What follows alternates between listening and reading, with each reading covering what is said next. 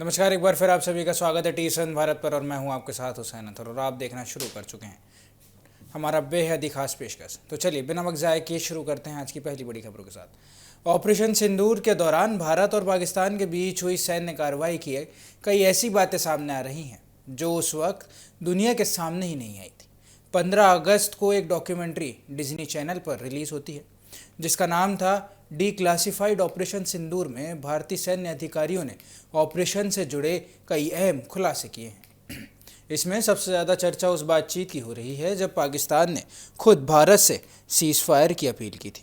दरअसल 10 मई 2025 को भारत और पाकिस्तान के बीच सीज़ फायर को लेकर बातचीत हुई थी। भारतीय सेना के तत्कालीन डीजीएमओ लेफ्टिनेंट जनरल राजीव घाई ने बताया था कि सुबह करीब 9 बजे उन्हें पाकिस्तान के डीजीएमओ की तरफ से एक मैसेज आया। वह अपने भारतीय समक्ष के बात करना चाहते थे। इसी के बाद पाकिस्तान की तरफ से लगातार संपर्क करने की कोशिश की गई, लेकिन उस समय भारतीय पाकिस्तान के बीच मौजूद हॉटलाइन में तकनीकी खराबी आ गई थी।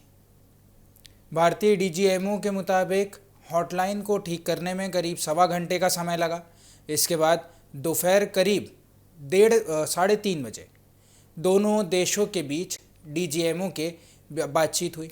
इसी बातचीत ने करीब 88 घंटे यानी 88 घंटे चले।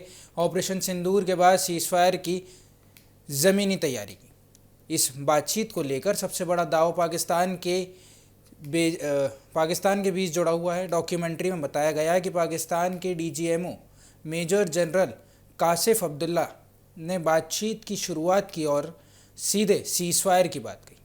रिपोर्ट्स के मुताबिक उन्होंने भारतीय डीजीएमओ को कहा कि भारत ने पाकिस्तान पर काफ़ी ब्रह्मोस मिसाइल दागी है और हम रोक देने की मांग चाहते हैं। यही पाकिस्तान की तरफ से साफ तौर पर लड़ाई ख़त्म करने का इशारा था।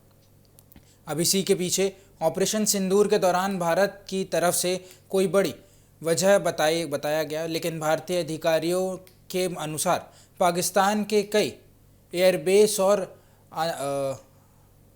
आतंकी ठिकानों को निशाना बनाया गया था। वहीं सुरक्षा विशेषज्ञों ने भी डॉक्यूमेंट्री में दावा किया कि पाकिस्तान की सैन्य व्यवस्था उस वक्त दबाव में थी और वह भारत के साथ तत्काल संपर्क करना चाहते थे।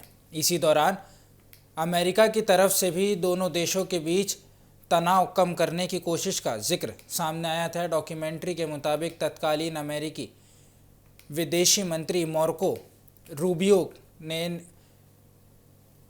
विदेश मंत्री एस जयशंकर से बात की थी और पाकिस्तान की सीज़फायर की इच्छा को लेकर और इसी बारे में बात की थी। हालांकि भारत ने स्पष्ट किया था कि दोनों देशों के बीच बातचीत का उचित माध्यम सैन्य स्तर पर डीजीएमओ की सीधी बातचीत होने वाली है। वहीं ऑपरेशन सिंदूर की शुरुआत हमलों की कहानी थी। डॉक्यूमेंट्री में सामने आई नॉर्दर्न कमांड के तत्कालीन GOC in C lieutenant general Pratik Sharma ने बताया था कि हमले के दौरान लगातार first hit, second hit, third hit और फोर्थ हिट की जानकारी मिल रही थी। इससे साफ हो रहा था कि ऑपरेशन तय योजना के मुताबिक आगे बढ़ रहा था। यानी एक तरफ भारत ने अपने तय टारगेट्स पर सटीक कार्रवाई की तो दूसरी तरफ कुछ ही घंटों बाद पाकिस्तान की